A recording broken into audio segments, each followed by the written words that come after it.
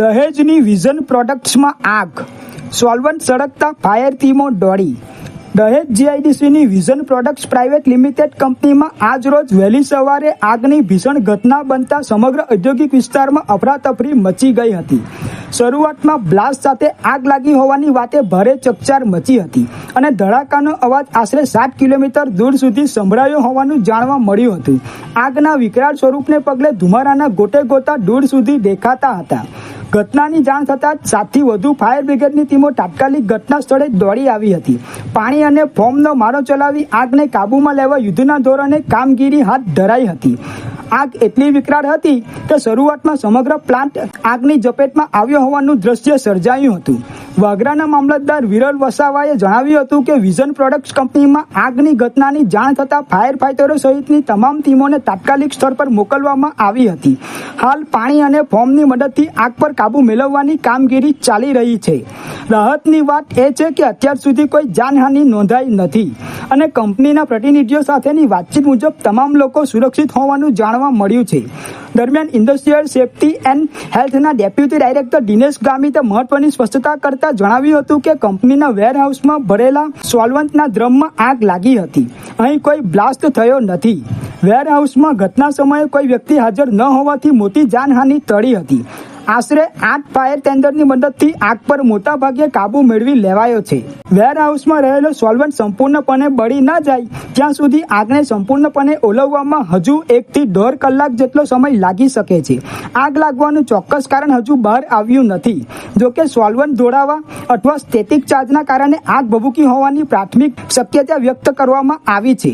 ઘટનાની તપાસ બાદ જ આગનું ચોક્કસ કારણ અને નુકસાનીનો આંકડો સામે આવશે. વિરલ વસાવા, મામલતદાર વાગરા.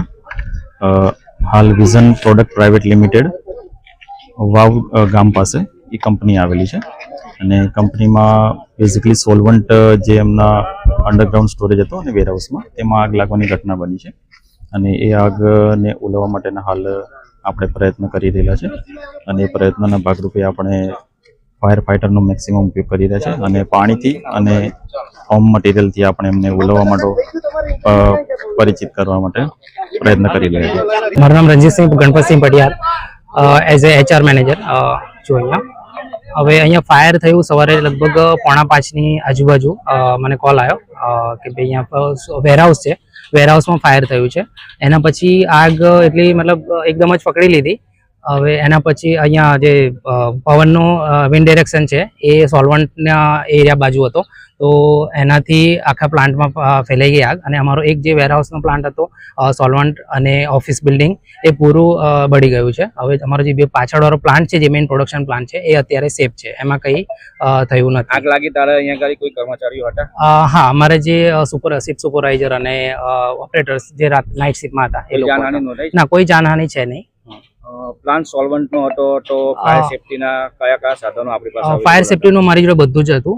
ફાયરની લાઈન છે, ફોર્મના કાર્બોસ બી છે, ફાયર હાઇડ્રન્ટ, ફાયરના બોટલ બી છે. અંદાજિત કેટલું નુકસાન નોંધાયું? અંદાજિત નુકસાન હું તો હમણાં નહીં જણાવી શકું કેમ કે એકવાર બધું એસેસમેન્ટ થાય એના પછી. પાર્કિંગમાં 2 ટેન્કર ને 3 બાઇક પણ એમાં કેવું હવાનું ડાયરેક્શન આ ટાઈપનું આ બાજુનું હતું ને એના લીધે આખી એની જ્વાળાઓના લીધે બહાર સુધી ફાયર આવી ગયું હતું અને ટેન્કરમાં બી ફાયર. અંડરગ્રાઉન્ડ સ્ટોરેજ હજુ બી કંટ્રોલમાં નથી?